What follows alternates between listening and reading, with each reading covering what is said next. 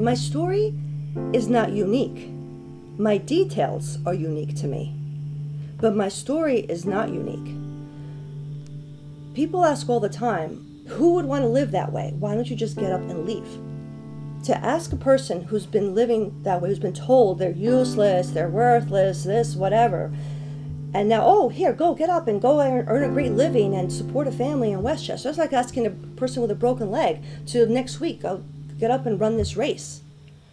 So it's on the surface, it may seem obvious, but underneath, there's a lot that has to be overcome. I had on the surface, looked like this perfect little life. I had this perfect little kids, perfect little house, perfect little town. But over time, there was more and more stress at home. He became, for whatever reason, whatever his issues were, it became very controlling, very verbally abusive, and it just kept deteriorating. And I wondered, how did I get myself into this position? How does anyone ever leave a situation like this? At one point, things escalated, and came home one night, and there was a very heated verbal exchange, and he struck me. As I felt my eyes swell, I was able to dial 911, and by the end of the evening, he was removed from the household. And the next morning, while I felt some relief that the tension now being gone, I had no idea of the emotional and practical turmoil that I had ahead of me. So by the end of the day, I came to my senses and I went to Hope's door. Carla and the attorney who was on staff at the time, they approached me and they said, okay, we're going to put a plan in place. And they stepped me through, with the help of Pace Women's Justice Center, they stepped me through all the pieces.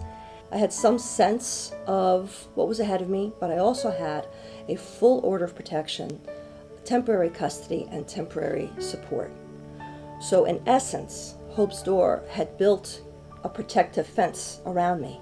The children were fortunate to have encountered some excellent counselors here, because they all had their meltdown times at different moments. And the counselors were very good about knowing who needed what when.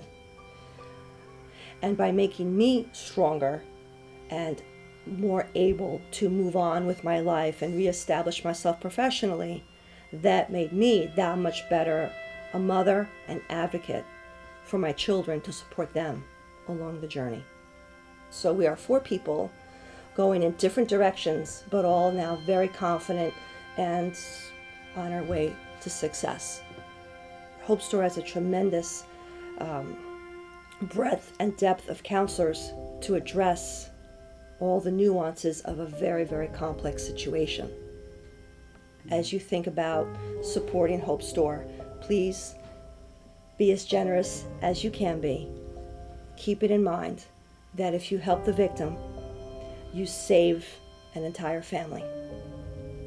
Everyone deserves a fighting chance to achieve the life that they dream for themselves and for their family. Thanks to Hope's Door, my details may be unique, but my happy ending is not.